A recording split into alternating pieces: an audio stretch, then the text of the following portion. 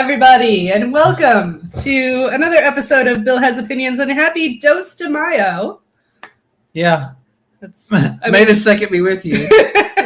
That's literally what today is. So I am Laura Lavoie, of course, and I'm here with Bill Perkins, who has opinions. Yeah, I do. Hey, everybody. Hello, viewer. Welcome. Yeah. So how you been? I've been good. Yeah. Nothing crazy. Decent beltane yesterday. Did you set a fire to anything? I did not set fire to anything. I binge watched a TV show and was in my pajamas all day. Okay, I didn't set a fire either. I got a Christmas tree that really needs burning, but you keep telling us, so I'm not allowed to set the Christmas tree on fire without company coming over. Them's the rules. I mean, that's a reasonable rule, right? Because a Christmas tree. Until it's a reasonable rule until a certain time of the year when I still got a Christmas tree out in my yard, and then I'm like, I'd like to set this damn thing on fire and get out of my yard, you know? Yeah, that's fair. Ricky next door still has one intact tree leaning up against a fence and like a part of a tree from the year before that he's hacked off pieces and burned some of, but not the whole thing. Oh, see, yeah, he's let it get out. Hey, that's what's going to happen. That's what's going to happen to me. I don't want to be that guy. Well, okay, we'll plan it. We'll plan a thing. I feel like I didn't burn last year's tree until October or something like that. I think that's right. The previous year, I did have a beltane fire, not on purpose. I just had a big pile of yard rubbish to burn, and then it occurred to me that it was beltane, and I said, I'll go set fire to that yard rubbish right now. Did you jump over it, as is appropriate for the beltane tradition? Not this time. That's something I would have done when I was a child, because I used to be kind of a pyro when I was a kid. You know, I used to put McDonald's toys on the grill and watch them melt. Yeah. And then my stepdad would come out and yell at me because now all the hamburgers are going to taste like melted plastic.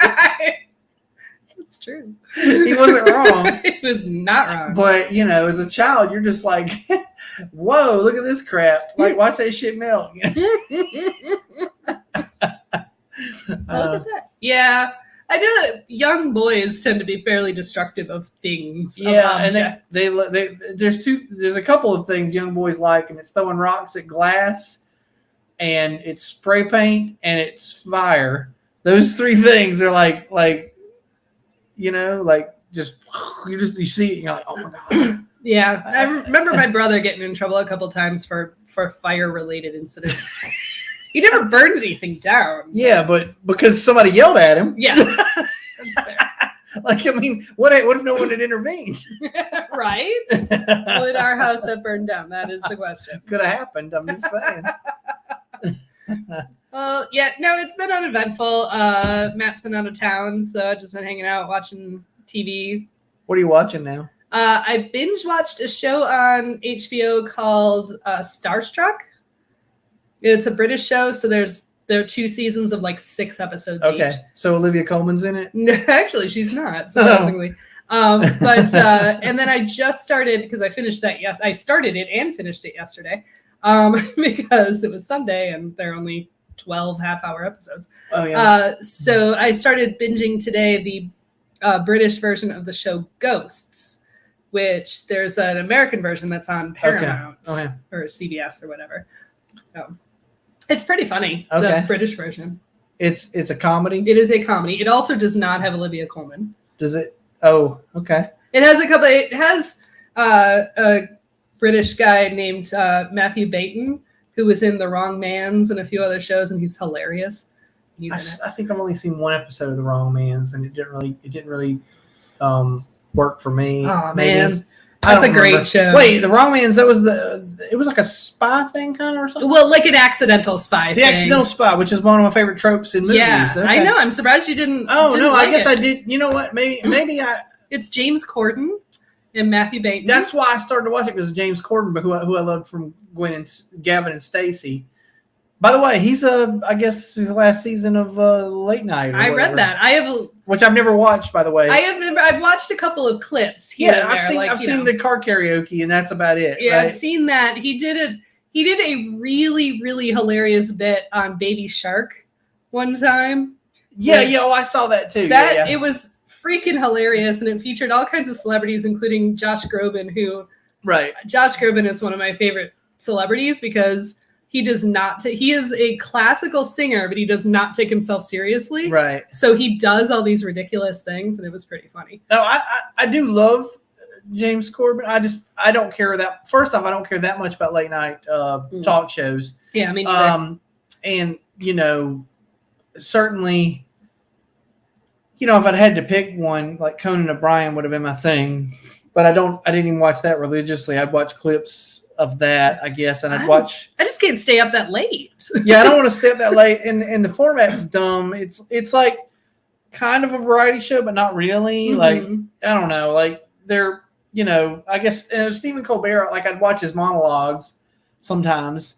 The pandemic was really bad for late night talk shows because they're all comedians and without an audience, they they didn't get the feedback they needed. Like they tell a joke and then they had no idea whether that joke just bombed or if it was funny. Like I definitely noticed that watching like clips of Trevor Noah too. Like. Yeah, Trevor, who did a really good, this is not what this show is about at all. No. Who did a really good job during the pandemic was John Oliver. Yeah. I don't know why. He's just, I guess, naturally ridiculous. And it was just as funny when he was by himself in literally a blank white void as it is in front of an audience. Right. It was well worth it. Also, apparently, Matt is currently at, no joke, Flavortown, the Guy Fieri restaurant. And he ordered a Guy tie, and you should feel silly.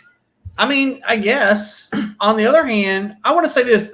Guy Fieri is one of those people that I've like changed my opinion on over the years. Like I started off hating the guy just because he's over the top and whatever. But I realized at some point like that all he does is give free publicity to small restaurants. He's basically a nice dude who's very enthusiastic. I mean, his biggest sin is his fucking hairdo, honestly. Well, that's true. And yeah, the fact that he won Food Network Star like 15 years ago. Like at some point, dude, just shake it up. Like you are an older man now. You don't need to be doing that. The frosted tips. Yeah. And it's time to move on. The flame shirt and the sunglasses in the back. You know what? There have been a couple of really cool bowling shirts that I thought were cool at first, and then I thought about it for a minute, and I was like, that looks a little too Guy Fieri, and I didn't end up buying them. Yeah. Because because it's just not. But anyway, no, I don't hate the guy. Like I think he's actually a nice guy. Like one of the other people I feel that way about is John Cena. I used to hate him just because I guess he was a wrestler and because he was just a good-looking jock kind of guy or whatever. But then I found out like he was actually one year he was the person who did the most hospital visits for Make-A-Wish. Oh yeah. Like he holds the record. Like he actually had more hospital visits than there were days in the year. I think he'd done like more than one on several days. Wow. And I was like, you know what? I can't fucking hate this guy. I actually, and I do like John Cena, and I like him because we just finished Peacemaker, which is well worth watching. But so Guy Fieri, he is a nice guy, and he does showcased small restaurants, but he also has a multi-million-dollar restaurant group, and he owns restaurants all over the country. And I'm pretty sure he's not disseminating that income to, he's not trickling it down. He's not trickling it down. Okay, well, whatever. I mean, I'm not going to hate the guy because he's successful as long as he's not exploiting somebody. If I find out he's exploiting somebody or he's got a scandal where he like pulls his penis out and shows it to people or something, then I'll hate him. But until that point, he seems okay. Whatever. Right, we got way off track. We sure did. But what are you drinking? Oh, what I'm drinking right now, I'm finishing up a 2X's. Oh yes, classic 2X's. This is the 2X's Ambar, as they call it. It's an amber beer, and it's actually a little too sweet for me because I don't have a lime to go in it. I told you I had some lime juice you could squeeze in it. That seems weird. Why? It's just not. It's not the same. There's an aesthetic to putting the action. So it's not actually about. Well, that's good. He's philanthropic too. But you realize that it's not so you're just looking for the aesthetics, not the actual flavor. It's two things. It's both. It's both. I want to squeeze the lime, and I want their and I want there to be lime juice in my beer to like mellow it. Like I guess that's what it does. It sort of takes away from the sweet a little bit. Oh, I gotta mention this before we started. I had this other beer. I bought this Sierra Nevada. What was it called? Something agave. Something agave, grapefruit, something. Oh my God, it was so awful. I took one swig and dumped it in the sink. It was that bad. The deal was, I guess it was trying to be a gose. Yes, that's what it said on the package. And then it had so much agave syrup in it that it was like somebody tried to sweeten the gose. So it was initially bitter, and then on the end it had this like weird. But here's the thing: agave is almost like honey. It's like a bittersweet, like you know what I'm saying, like not like sugary. Like anyway, it was disgusting. Yeah. It tasted like beer had gone bad, and I said to Laura, it tastes like beer went bad, but it was actually bad from the get-go. Exactly. Well, and then you add that bitterness of the agave and stuff with grapefruit, which which is already no. I mean, either one of those would have been fine, but I didn't like them together. Like I was like, no, this is too much. It's too many flavors. Wow, a tatted up turkey burger, folks. I don't know about that because I don't care for turkey burgers because I've never had one I liked. I'm not saying that there's not one out there that I wouldn't eat, but I've never been happy with a turkey burger because they always seem dry to me. They're just like I've had some good turkey. You burgers, have? Okay. Yeah. Well, I've never had a turkey burger where I was like, wow, that was as good as an actual beef burger. Not to toot my own horn, but I have made really good turkey burgers that are not dry. And they're not dry at all. Okay. Yes. Well, all right. I have. Good to know. I have. Oh yeah. I have 1985 IPA from the New Belgium Voodoo Ranger situation. The increasingly silly line of Voodoo Ranger. Now this one, it does say Voodoo Ranger on it, but it also says New Belgium. So either they're old cans and I came across some. They haven't changed the design, or they haven't changed. I also finished. Sorry, I had this earlier, and this was really good, and it was very similar to the Dos Equis, except for it wasn't quite as sweet. This is called El Residente, and it is from Resident Culture out of Charlotte, and it's their Mexican style lager. It was really good. It wasn't an amber. It was more of a like a yellow lager. Mm-hmm. But had that kind of same flavor that you look for in a Mexican lager. And for following up the 1985, I have a Lower Falls IPA. Okay. Then we have this. I'm about to open this special treat. I Sorry, guess. this is from Casita, which is a brewery in Wilson, North Carolina, which is to the east of Charlotte, heading towards the coast. There, it's a little small town outside of the greater Charlotte area. I don't think it's in the Charlotte area, but it's like just outside of it. Like just like you're gonna go through a cornfield and then you'll get to Wilson. Gotcha. Anyway, it's called a margarita. It's called Margarita Cake It Easy Fruited Cream. Yeah. So I was worried at first. I was like, is this some sort of weird ass sour? But it appears to be some sort of lager. It's a margarita cake flavored Pilsner or something. But it's also kind of a milkshake Pilsner lager because it has lactose. Let's see. Let's find out. We're waiting with bated breath. Sorry, it's foamy. It is foamy. I'm very curious. Okay. How much is left? Can I take a little swig out of here? Feel free. Oh man. What is oh man? Is oh man good or bad? No, I don't dislike it. It's really good. It's a tad tart, but not like. That is really good. It's not gose tart, and it's got a little sweetness because it tastes like key lime pie a little bit. Yeah, it does. That's pretty good. I think the lactose gives it that like that creaminess, and I think that's really good. It tastes like? It tastes like key lime yogurt is what it tastes like the Chobani key lime. Right. That's kind of, it tastes like if Chobani key lime was a beer flavor. That's what it would be. All right. I don't know how Mexican that is, but it's what I picked for the evening. Sure. All right. So I suppose we ought to get on topic now. Yeah. First, I wanted to segue from last week's show into this week's show. Oh. Last week we were talking about cats. Right. This week we're talking about tacos. And I wanted to mention Taco Cat, which is Taco Cat backwards. And that is my second favorite palindrome. Your first one is Amana Plana Canal, Panama. Oh, okay. Because that's just literally perfect. Yeah. I don't know if I have a favorite palindrome. I don't know if I've ever thought about that. Somebody, it's a sad day. Like when you're a little kid, you have like favorite things, like favorite dinosaurs and favorite, Smurf. Yeah. And then someday you're supposed to like give all that up, and I refuse to. You're not giving it up. You even have a favorite palindrome. I just like to like things. You do like to like things. That's true. That's true about you. And I'm actually sometimes surprised we're even friends because I like to hate things. I think that's why it works. Is that right? It's like a yin and yang kind of thing. Exactly. Yeah, because I like to hate things, and sometimes I have to like stop myself, like, it's okay to like that. It's fine. So you know what it is okay to like though? Beer, tacos. Oh, that too. Yeah. so give us a famous Bill Perkins monologue on tacos. Well,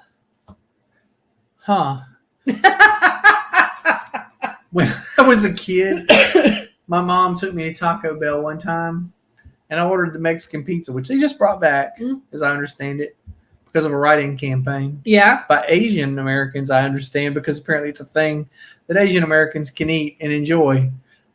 It's like, as a fast food when you have a certain dietary, whatever. Anyhow, I digress. I stopped and got a Mexican pizza from Taco Bell, and after eating it, we were driving along, and I told my mother I did not feel well and we needed to pull over, and she did not pull over. Oh no! And I started to feel ill, and then she tried to hand me a Kleenex box. I guess she wanted me to puke in the Kleenex box. I don't know. It wasn't until I started actually puking that she finally pulled over. Like, because you realize, she didn't believe you. Oh, he's serious. He's right. Really, and then she pulled over, and then I opened the door and puked out the door my Mexican pizza. And I didn't eat Taco Bell for many years after that. For good reason, I suspect. I will say, growing up, we didn't really have a lot of Mexican restaurants like we do now. Like, now you can't swing your arms without hitting a Mexican restaurant, right? But growing up, I don't really remember a whole lot of them. Aside from, Taco Bell, which I wouldn't even call a Mexican restaurant. No. Actually, I think when we had tacos growing up, it was probably usually old El Paso. Absolutely. Like you got the hamburger meat and the powder, and you stirred it together, and you put them in the little, and you'd burn your tortillas. No, I remember that. Like, my mom did not make it very often. I didn't even really eat Taco Bell until I was in college. But every once in a while, as like a treat, we would get the, make it home taco kit with the hard shells. Right. And I can't even remember. I don't even think she used the actual seasoning because that was too exotic. That's kind of spicy, kind of piquant for the Midwest. Yeah. So I'm pretty sure we literally just had ground beef, cheese, and lettuce in hard taco shells. Okay. When we would do it. And it wouldn't be very ground often. Beef. Yeah. It was essentially a hamburger on a taco in a taco shell. But yes, and it wasn't very often that we did that. And and it took me a long time to realize that wasn't what tacos were. I thought tacos were hard shell, ground beef, cheese. Yeah. And because even at Taco Bell, that's what you get. No, it is. Well, I mean, it's not. Would you call it ground beef? Well, ground meat, some meat type substance, sort of ground meat. Taco Bell is to ground beef what Dairy Queen is to ice cream, right? Like rendered meat of some sort, exactly. Meaty type product. Oh my god! A few years ago, we went to Epic Nerd Camp, which was at this camp that was touted as being like this great adult campground. They advertised that they had a real ass chef. And when we got there, we realized we had been very much lied to. Bamboozled. Very much. And one night was literally taco night. And it was just a slop of unidentified ground meat, hard shells. and I just looked at it. I'm like, nope. Nope. I'm not eating tonight. That's not happening. I will tell you this. So moving onward in my story, somehow or another, I don't know what happened between then and there, but by the time I was in college, Mexican food had become a staple of my diet. Like it was a thing I ate probably 2 or 3 times a week. The Mexican restaurants in South Carolina, where I lived at the time, were very, very cheap. Like it was so cheap. Like it was almost, you couldn't eat at home for as cheap as going to a Mexican restaurant. So you might as well. And that's part of it, was I would just like, fuck it, let's go. And at the time I wasn't even a beer drinker yet. So I didn't blow tons of money, like ordering that, because that's really how you run the bill up at a Mexican place, is getting a couple of Dos Equis or whatever. Margaritas. I wasn't even doing that. I was just going in there and having my hot plate of food. And I was so into that I remember this. So when I got married the first time, we went to the Poconos for our honeymoon. And we were on this all-inclusive resort that served like a 3 or 4 course meal every night, right? And I found myself by about the middle of the week going, I don't fucking want this. I just want nachos. Nachos.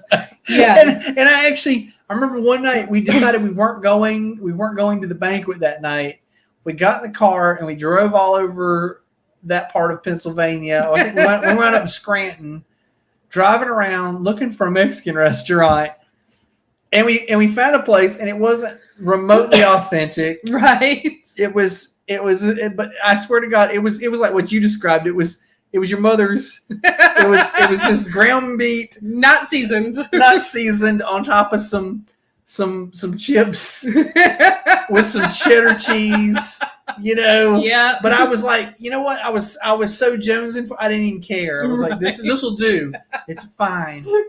So I don't know, man. So that being said, like I'm that person. When my wife asks me, what, like, you want to go out to eat? What do you want? Like, what I fucking want? I want Mexican food. Like, we're going to the Mexican place, right? Right. I don't even I honestly don't answer her, because I'm like, you know what I want. And if you don't want that, that's fine. Like, we go do whatever you want to do, but you have to, like, my default is going to be, we're going to wind up in a Mexican place. So if you don't want Mexican food, speak now. Speak up. Exactly. So what's interesting is that, especially for the purposes of this show, when I go to a Mexican restaurant, which is most often but not always actually owned by real Mexicans, I almost never get tacos in that situation. Me neither. I will get something completely different. But tacos became sort of the realm of these, which here in Asheville is mostly hipster. Yeah. Like taquerias, where you get like fancy flavors of small tacos. Or food trucks. Yes. But there was the first taco place that I fell in love with, taqueria, that I fell in love with, was in Marshall, North Carolina, which is just up the road here. And it was a place, it didn't last very long. It was called French Broad Taqueria. And it was, because there only, at the time, were only like 2 restaurants in downtown Marshall. I'm surprised it didn't last, considering. Because I will say this, if you open a successful taco or pizza place in a small town, especially a small town where people like have to drive 15 miles to the next thing, like, it seems like either tacos or pizza should be like, you don't even have to be good. Like, you know what I'm saying? Right. Like, you just have to be mediocre and at a fair price, and people, like, you should be successful. People will be like, fuck that. That's awesome. I don't have to drive 15 miles to the next thing. Great. Sign me up. So I thought it was delicious, and I don't know why it went away, but I thought it was great. Yeah, it might have been. But then we've got factors. White Duck Taco here in town that, like, if you want, like, they've got Bang Bang Shrimp Tacos, which of course is more Asian style. They've got, you can get a lamb Euro taco, all those sorts of things. And I'm totally down with that. I'm like, give me a couple traditional tacos, a few unique tacos, and let me mix and match. We'll come back around we'll talk about fusion tacos at some point. I don't really want to get into it right in a second. But all right. Well, let's take this moment. Okay. Let's do that. To promote some tacos, shall we? Yeah, let's do that. All right. So I'm going to need you to give me the skinny, other than I was down here last week for the soft opening. Yeah. So my wife who owns the Purple Onion in Saluda, now also has a taqueria called The Spot, which stands for Saluda Purple Onion Taqueria. They have tacos and margaritas. And I'd say the menu is 60-40 traditional to fusion tacos. I'm with you, Amy. White Duck's got one good taco. Anyway, sorry. I did want to say this while I was talking about The Spot, though.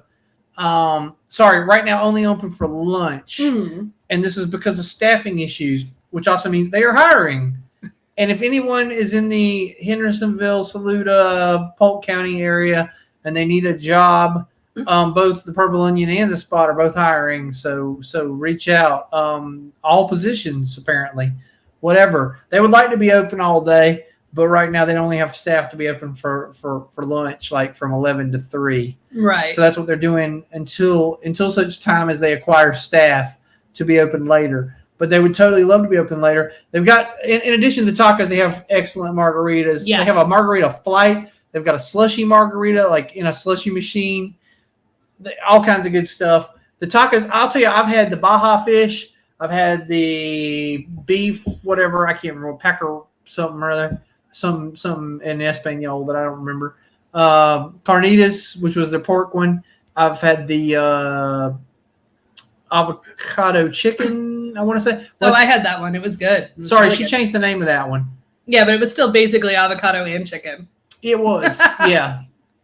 Anyway, good stuff. Then they've got a couple of. They got one that's like a Greek style lamb taco, and then they've got a Korean barbecue taco. If you like those fusion tacos, which I'm more of a traditionalist in tacos, but other people, different strokes for different folks. I'm just saying. Good stuff. I haven't had a meal there yet that I hated, and I've eaten there 5 times this week. So come on down to Saluda and have tacos at The Spot. Have tacos for lunch. Yeah. Do that. All right. So I know Matt had the lamb one, and I think he thought it was delicious. Yeah. I'll get to it. I'll get to that, and I'll eventually I will get to the Korean barbecue one. But I'm going to have to wear myself out on the other one, the traditional ones first.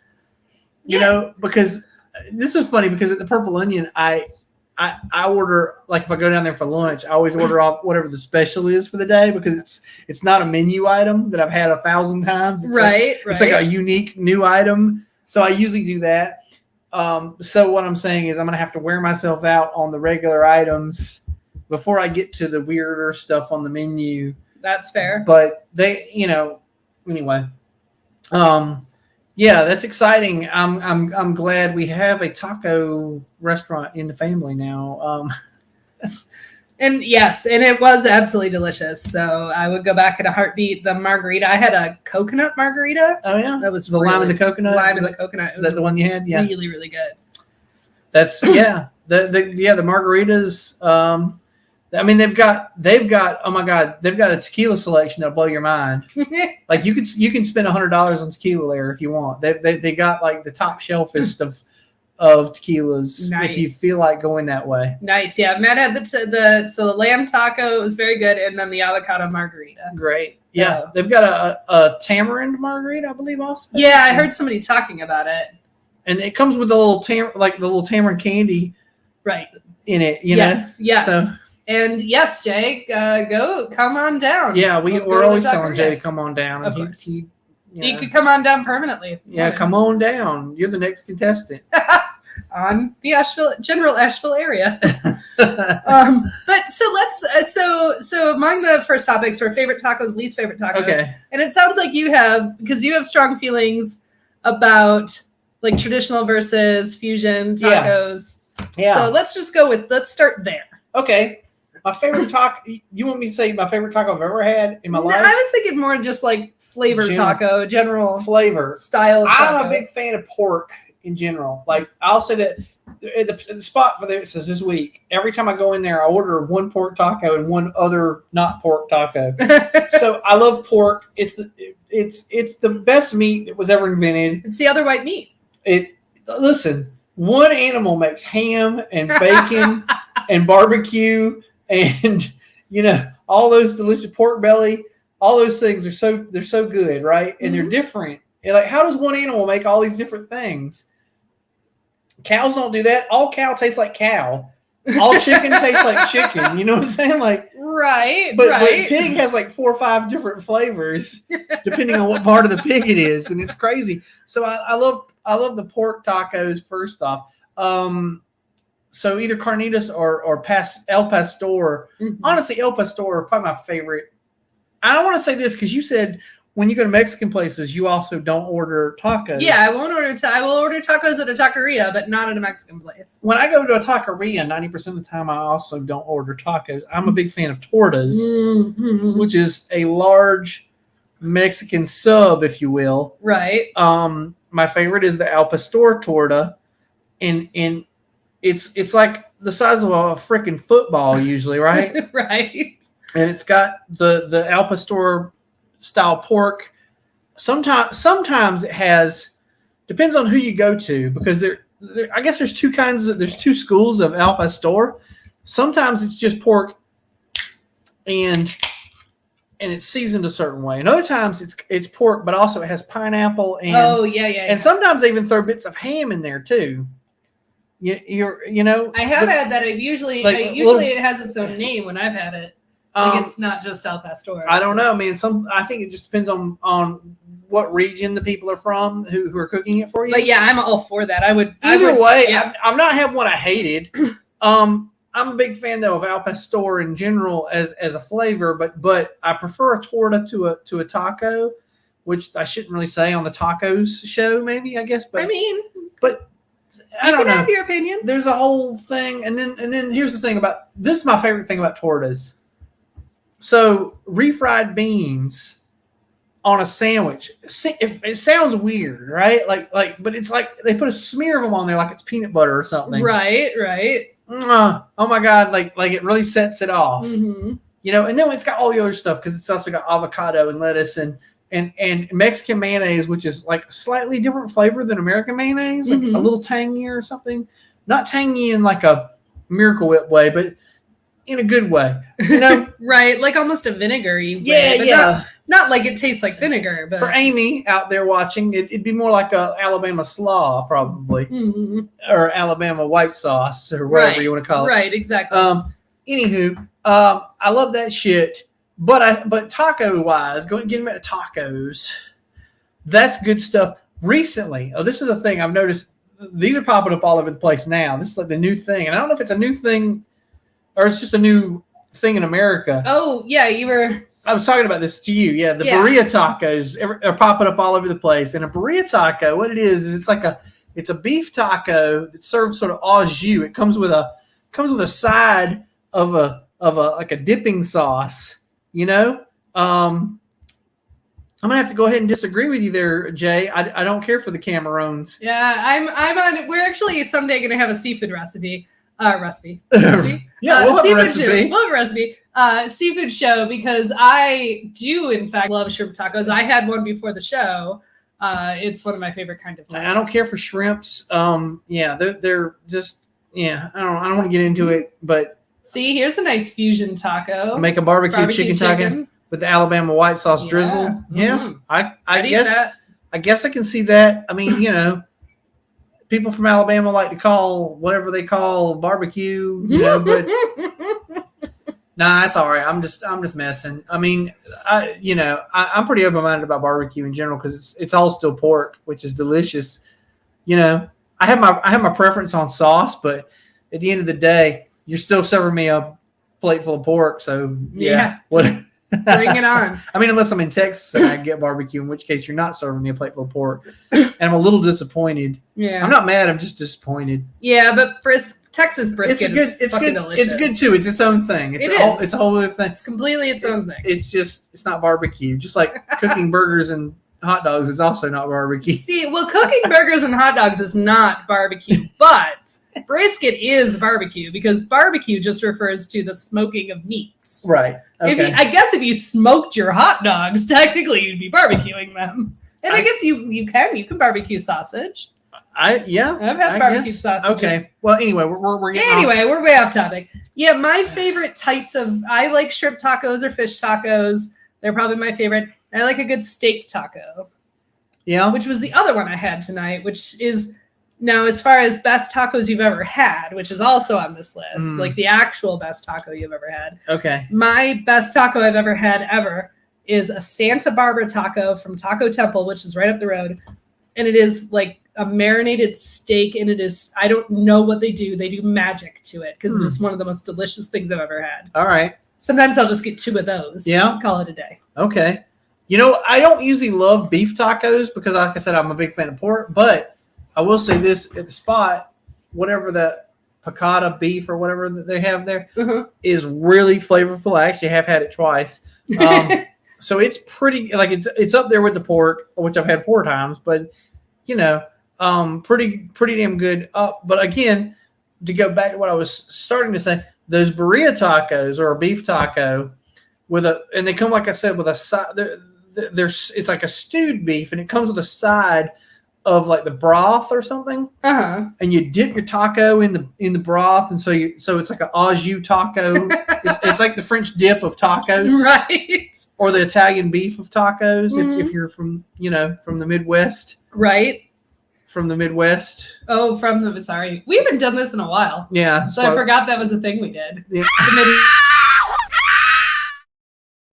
Yeah, I'm like, what? The Midwest? What are you talking with about? With the Italian beef sandwich? Yes. It's kind of like that.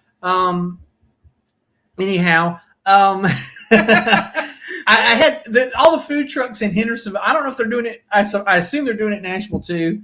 But I just saw it on a menu somewhere. All the food trucks in Hendersonville are like, that's their thing now. The burrito taco, like, come for the burrito taco. And I finally tried one a couple weeks ago, and I was like, I gotta say that's a pretty damn good taco. it's its own thing. It's like a whole separate. So that opens up new possibilities. So that, or what would be the very best It's taco? Close to my favorite taco. You know what my favorite taco was? I actually went to Mexico one time. I was in Juarez.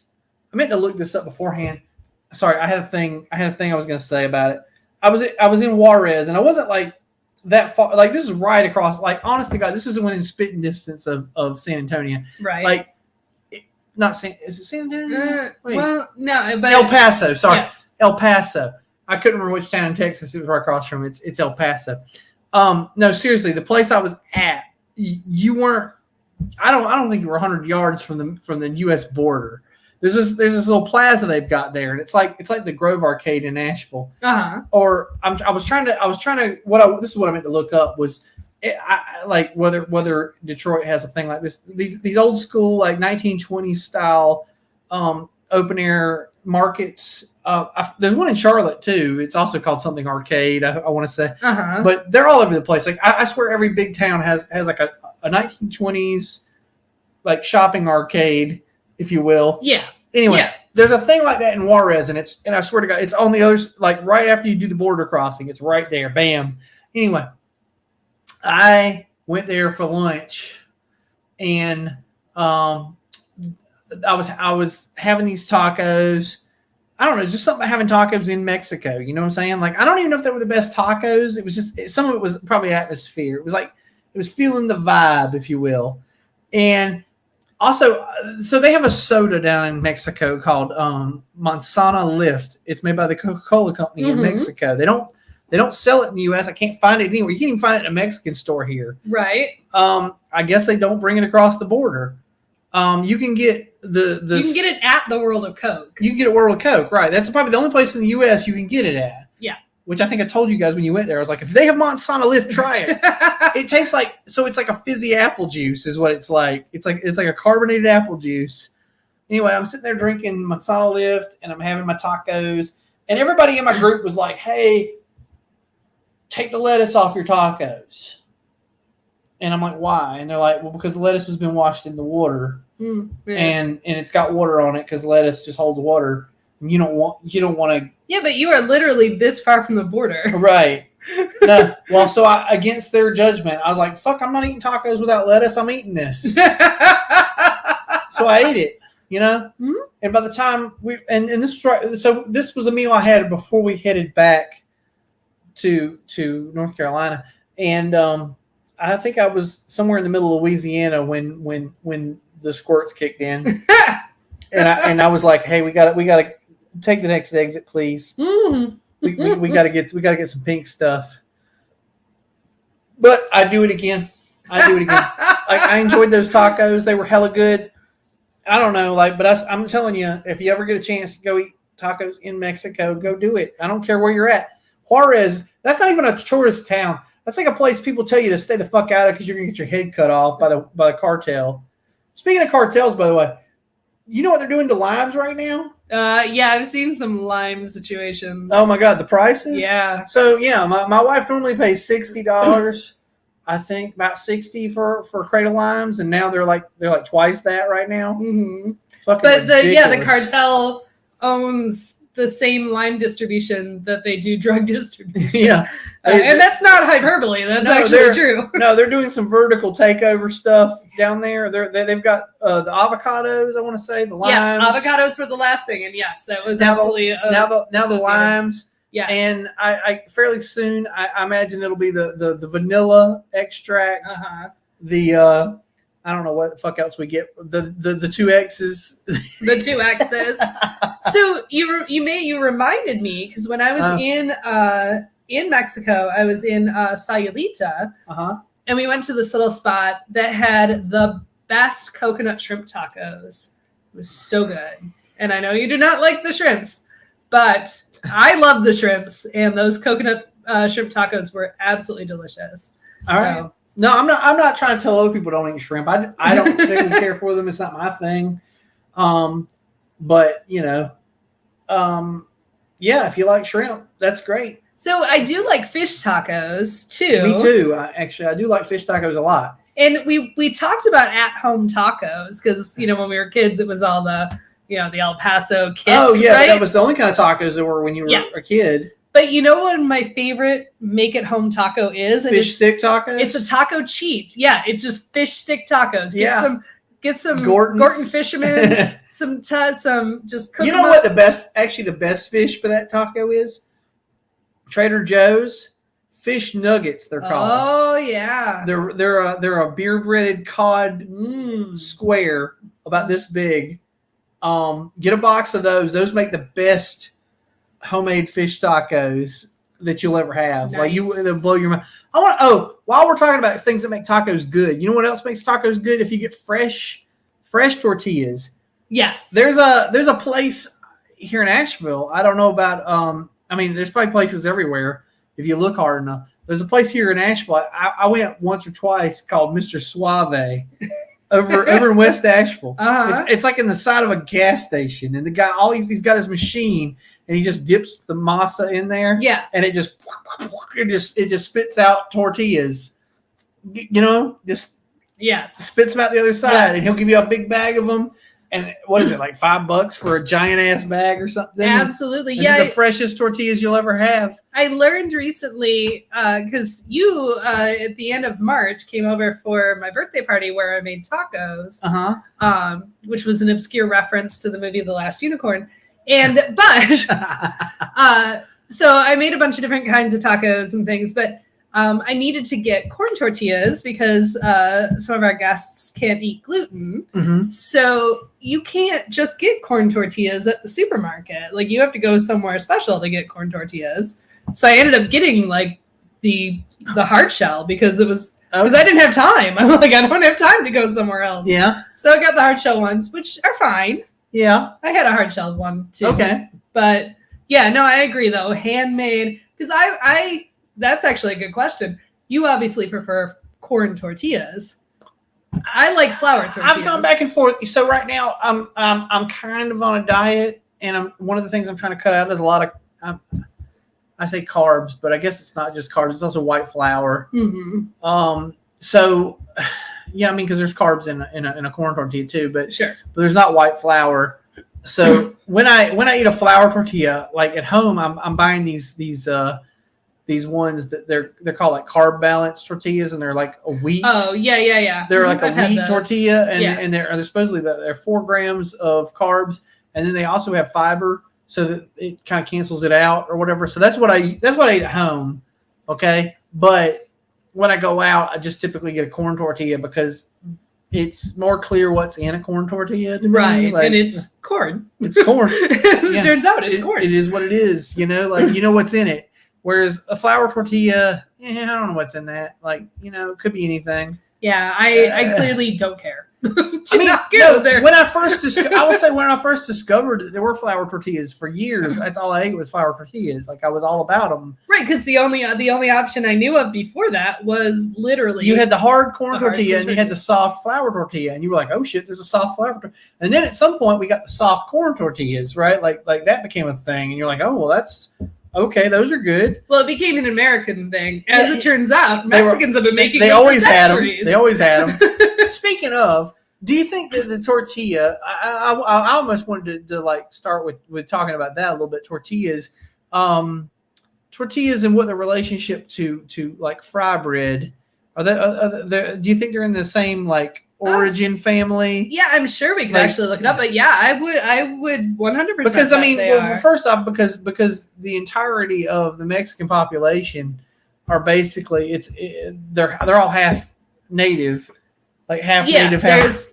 There's indigenous, Spanish, and Black is the things that make up most of Mexican culture. Right. So that being said, I feel like the tortilla is based on the native fry bread recipe. I actually would argue the opposite. You think the fry bread is based on the Mexican the cultures, the ancient Mexican cultures were huge. I mean, they were like the Romans, and we've blanked that out of history, but they were a huge culture. Mm-hmm. So yeah, I would absolutely, because they would have been trading, they would have been doing things with the southwestern natives. Okay, so you think fry bread basically started in Mexico and then worked its way, and so it's slightly different, like say in the plains area, because it's more of a flour based, but it's like a flour based tortilla essentially. Mm-hmm.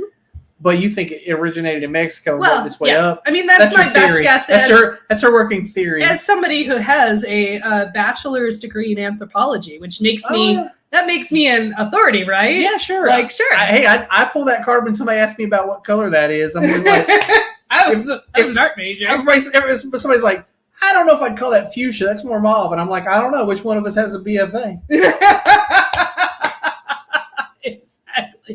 Exactly. So while I have zero actual credentials as an anthropologist, I can make some assumptions based on my understanding of cultural. Very well. I was just curious because I always feel like the fry bread and tortillas seem very similar. Oh, I think they are. I absolutely think they are. But I think the dominant culture of the time was the various Mexican cultures. It would make sense because they were like, whole fucking civilizations, as you said. Like the Aztecs and the Mayans both had like huge empires. Absolutely. The Toltecs even, like there were several huge empires. But that's a topic for another day. Damn, we could go into depth on that. We really, really good. So I'm guessing least favorite tacos, you do not like the shrimp tacos. I don't like a shrimp taco, that's for sure. I'm not a big fan. I don't know if I've ever had a shrimp taco because I don't like shrimp. It's not the taco itself. I don't care for shrimp. Although I will say, I guess I have had at least one, like a shrimp. What's that stuff the fish dish that you get in Mexico where it's like raw fish, but ceviche? Yeah, I've had a shrimp ceviche, if you will, at least once because somebody said, "Hey, you got to taste this," and I was like, "Okay, okay, all right, I'll do it." But I don't like shrimp. That was okay. It was the okayest thing I ever ate, right? So when you eat sushi, you don't eat shrimp sushi either? I mean, shrimp sushi is not raw. I don't think the shrimp ceviche was raw either because nobody wants to eat a raw shrimp. That's disgusting. It's not. But it's not raw, but it's ceviche, so it's not cooked either. Okay, well, whatever it is, I'm just saying. So the only way I eat shrimp is if they're little tiny popcorn shrimps and they're deep fried with breading. Other than that, I don't care for shrimp. I don't want shrimp. Don't put them on a plate. Once in a blue, I probably eat I'll eat like 3 in a gumbo a year maybe, because my mother-in-law likes to make she'll have a big party and she'll make a giant ass pot of gumbo or something. And I won't be like, yeah, I try not to be a baby about it. I'll eat them. I just don't love them. whatever. We'd say, what about like a low country boil? Same. I'll eat like 3 of them. I mostly eat the potatoes and the corn and shit and the sausage. I fill up on sausage. That's fair. That's fair. I love sausage and I don't love shrimp. But that is a separate. We are actually going to do a seafood show at some point. All right. But do you have any other least favorite kinds of tacos? Well, as you mentioned before, the aforementioned fusion tacos. Fusion tacos. I'm not a big fan of because I like Mexican style tacos and I don't really want a pho taco or a Here's a taco that's made of soup. I don't need that shit. Taco. I don't want a beef stew taco. I don't want a fucking, whatever the hell, exception to the rule. The buffalo. There's always an exception. The buffalo chicken taco. Yeah, I made buffalo chicken tacos for you once. Buffalo chicken. I will say, okay, because buffalo chicken's just fucking delicious, and you can put that on anything. Yeah, I mean, all that is at that point is you've got like a buffalo chicken stew, sure, and then your delivery method is just a put it on tortilla. Right. That's okay because buffalo chicken is really goddamn delicious, and it doesn't matter what you put it on. Honestly, at that point, right? That's fair. But yeah, I'm not the kind of person who's in love with the idea of like I said, I don't know, fucking, if you got bulgogi taco or whatever the shit. I'm like, nah. And I like bulgogi. Like, don't get me wrong. I fucking love Korean food, but I don't necessarily it's two different. Like, if I wanted Korean food, I'd go to the fucking Korean place and I'd order a big stone bowl of hot rice and shit on it. That is fair. So I like fusion tacos. I like fusion tacos that I like. Obviously, if it's something I don't otherwise eat, like, I'm not going to eat it. Don't care for the peanut butter and jelly taco. Yeah, I do not care for that. If you give me a taco made up, like if one of your fusion tacos is like a caprese salad taco, so it's literally just huge slices of tomato and a big piece of mozzarella. Yeah, I'm not going to eat that with a balsamic. Or I will take the tomato off. I'm not going to eat that because I do not like it. That's actually interesting. I haven't even thought of that one. Like, see, did somebody do that? No, but I bet. I mean, you could, and I bet somebody has. Somebody probably has, but, huh? But I figure just like the the buffalo tacos, right? It's just a delivery method. As I said to you before the show, a taco is essentially a sandwich, yes, right? Like it's a different type of sandwich. It's a different type of bread, is all it is, right? Right. So.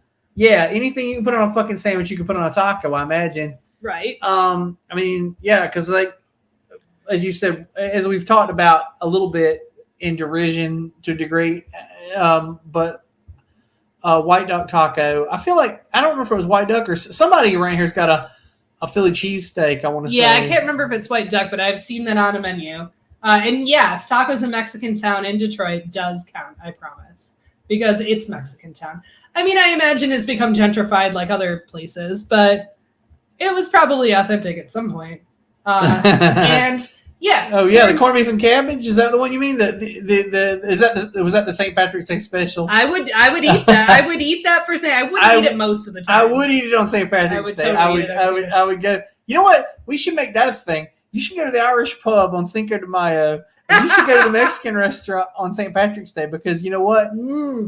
You're not going to get it edgewise to vice versa. That is 100% true. If you ever try to go to an Irish pub on St. Patrick's Day, like, there's a line out the damn door. Like it's the one day a year people realize that place exists. Oh my goodness. And Cinco de Mayo, likewise. You all are missing the show. The cat just climbed up on the shelves like a King Kong climbing the Empire State Building. It was crazy. That was good stuff. She wants to, so Matt's not home, so she doesn't have any other company. Oh, so I see. So usually she hangs out with Matt during our show. Yeah. So anyway, as far as least favorite tacos, I honestly don't know, because like I said, I like to like things. Yeah, so, you do. But unless I just like look at it and say I do not want that particular ingredient. So it has to just be something you don't like in general on a taco. Right, which, I don't really think they have to be like, hey, here's the beef stroganoff taco. Yeah. Like, nah, I don't care for that. Yeah, I'm not a big fan of mushrooms. But otherwise, like I'm okay with the fusion taco, because again, it's just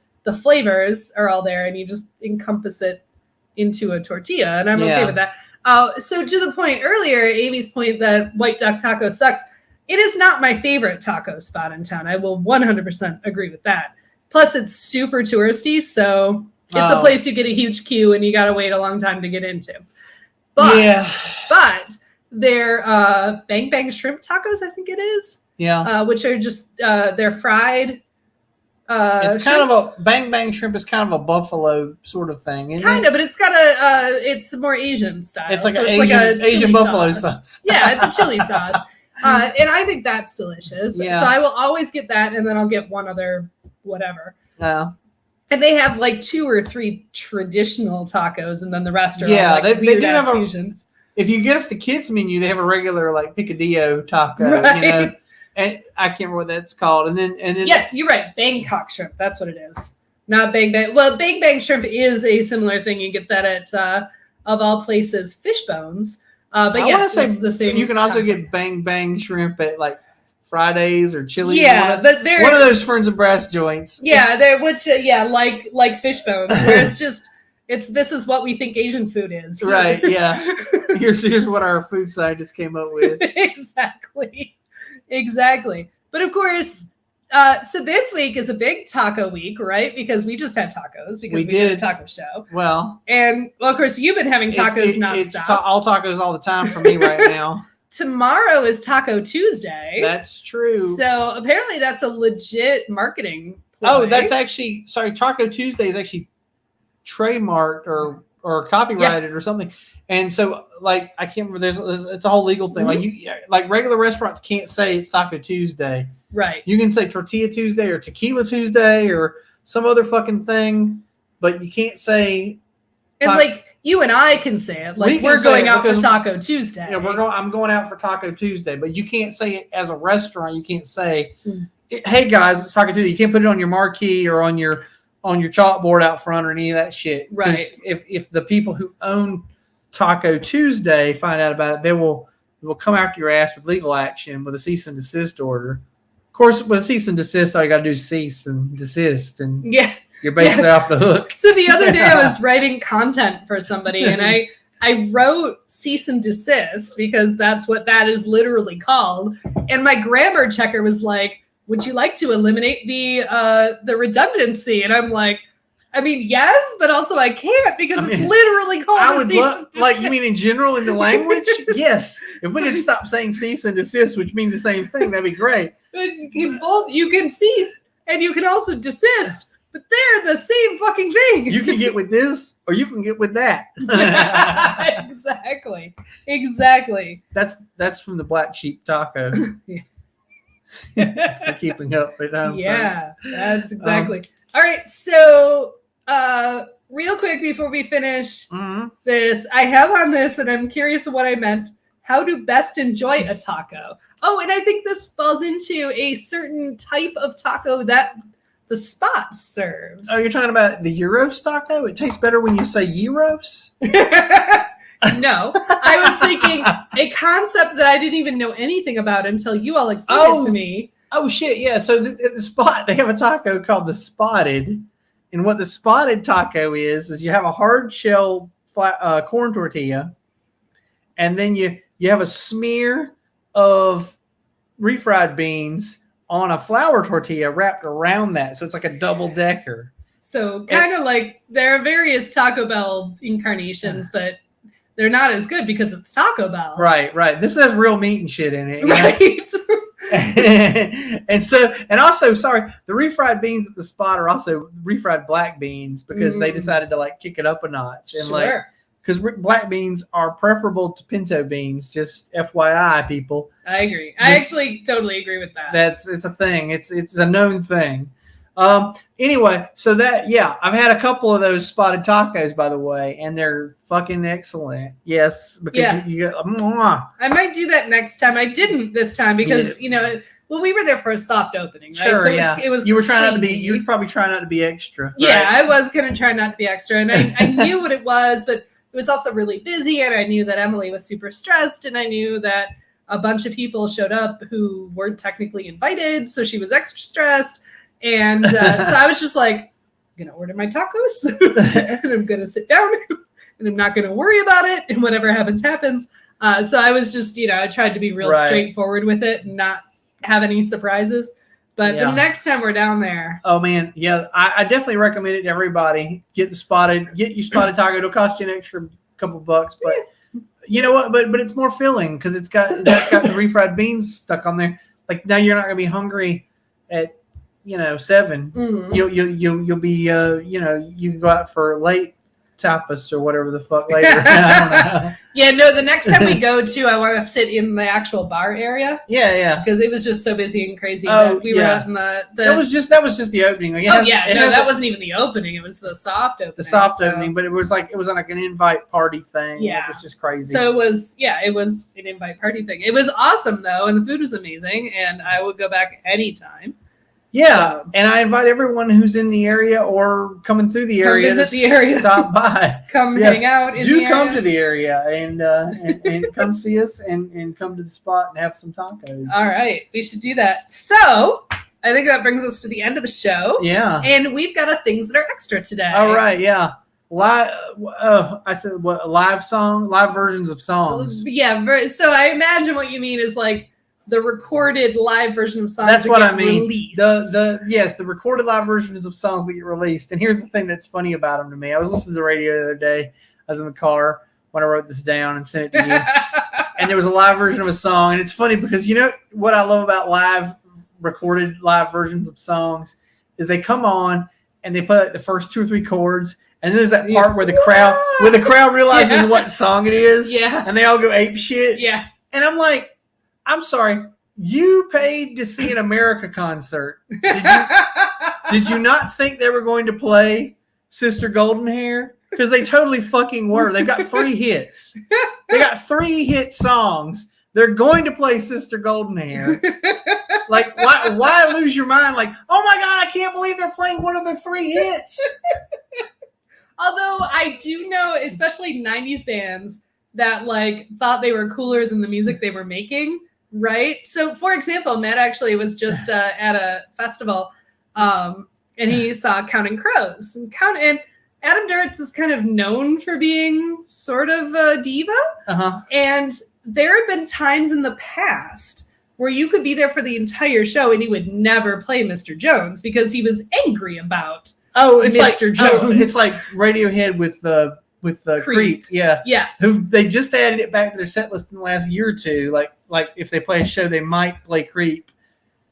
So on the encore, apparently at this show, Counting Crows opened with Round Here and then played Mr. Jones and then played a bunch of new shit. And people started filtering out. They're just like, we heard the 2 songs everybody wants to hear. You know what? We're leaving now. And I'm okay with that. I'm okay. I've actually said this for years, that if you're a band that has 1 or 2 hit songs, play them first. Mm-hmm.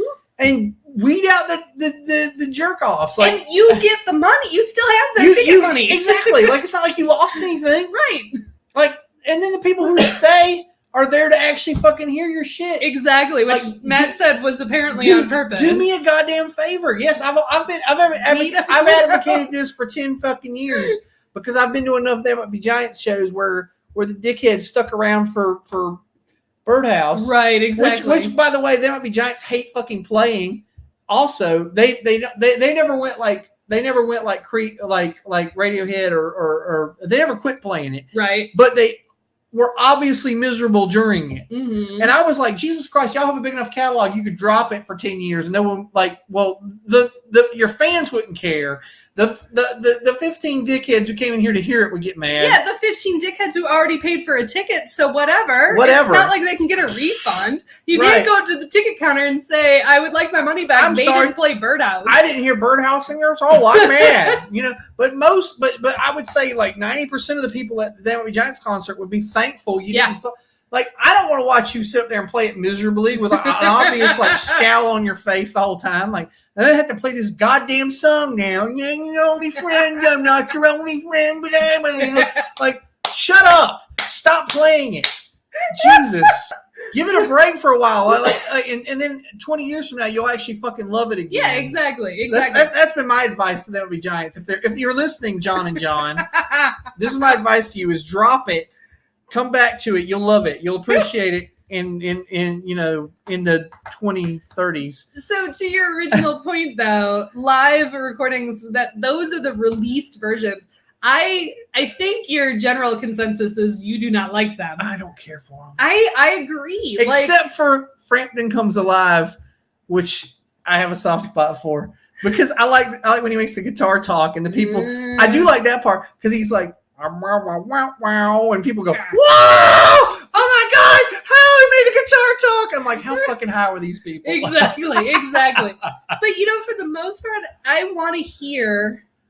I mean, that's actually why, I like live music, but I don't love live concerts because I want to hear the song I can sing along to.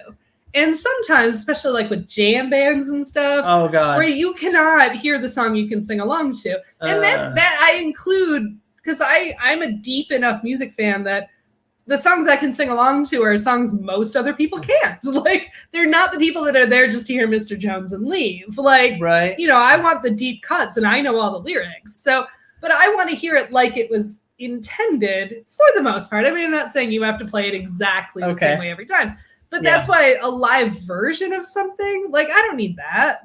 I can listen to the album. It's mostly awful. I will say there's a few standouts in the history of recorded live music. Okay, the live version of I Want You to Want Me by Cheap Trick from Live at Budokan, pretty fucking good. Like I said, Frampton Comes Alive. It's got some stellar moments. Maybe there's a few other things I can't think of right now, that'll come to me later. But most live versions of things are pretty terrible compared to the recorded version. I will say, so there was, I went through a period, especially during Napster, right? When you where you could only get certain things. Yeah, and everything was by Led Zeppelin. Right, yes. But I especially in the late 90s, early 2000s, I was a Tori Amos girl. I loved Tori Amos. Tori Amos. I'm with you. I actually had an entire mix. From back in just the day. Live Tori Amos? Yeah, it was called, my mix was called Tori Covers Everybody. Yes, absolutely. It was because Tori Amos would sing a different cover every fucking night. Yes. And she was so good at doing really good covers. Yes. I'll give you Jane Says also. That's pretty good. I agree. Actually, that first Jane's Addiction album, which was an entirely live album, was actually a really good album. Yeah. But anyway, But most of the live songs that you would hear from Tori Amos were covers that never appeared on the album. Exactly. So the only way to have a version was to get the live version. Exactly. I have on my Christmas mix a fucking amazing version of Little Drummer Boy by Tori Amos that literally makes me cry every time I hear it. I'm not even Christian. No, but Tori Amos does the best fucking covers. And like I said, I had an entire mix that I just called Tori Covers Everything. Because she would pick out the weirdest, stuff. Some artists, when they cover something, you're like, oh, I saw that come. I used to be a big Matthew Sweet fan back in the 90s. But when Matthew Sweet covers a song, I'm never fucking surprised. It's a song that sounds like Matthew Sweet would cover it. He covered a Jackson Brown or a Neil Young song. Oh, big fucking surprise. But because he wears his influences on his sleeve. Exactly. But she would do Bruce Springsteen. She would do Tool. 9 Inch Nails. 9 Inch Nails, absolutely. Nirvana. Just crazy. Which that actually shit. was on an album. It was, yeah. Or an EP anyway. But I digress. My favorite cover, this is also not about live versions, but my favorite cover of hers, and I was a huge fan, is Famous Blue Raincoat by Leonard Cohen. Oh, and wow. there was a Leonard Cohen tribute album. Yeah. And it was on that, but I had already heard a live version that she had done previously. Yeah. And it's freaking amazing. So anyway, but yes, live versions of songs. For the most part, no. Occasionally, yes. Exactly. That's the consensus. Occasionally, yes. I'm not trying to write it off entirely, but I'm saying most of the shit you hear on the radio, like the live version of something you hear on the radio, you're gonna be like, I could do without. It's just gonna be the same song but longer. Yeah, no, exactly. One of my least favorite examples is anything by the Dave Matthews Band. Oh my God! Several times I don't want to hear the recorded version of that either. At least the recorded version is a concise 5 minutes. You know when it's going to end. Exactly. The live versions was when it's been 4 hours.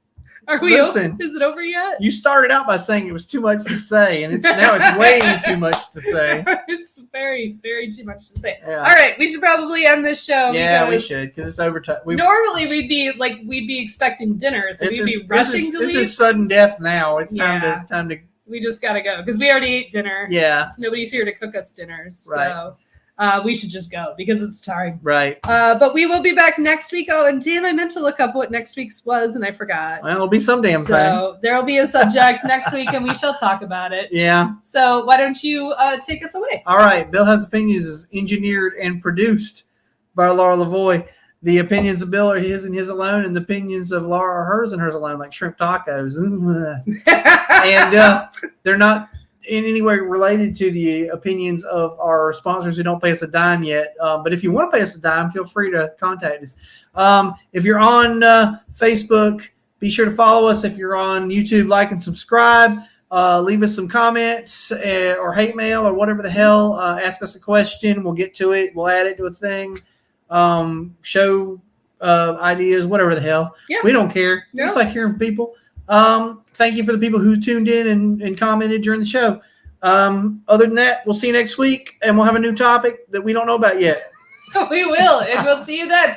All right, everybody, have a good one. Enjoy some tacos for tomorrow on Tuesday or Cinco de Mayo. So yeah, eat tacos all week. Yeah, just all week long. All right. We love you. Bye.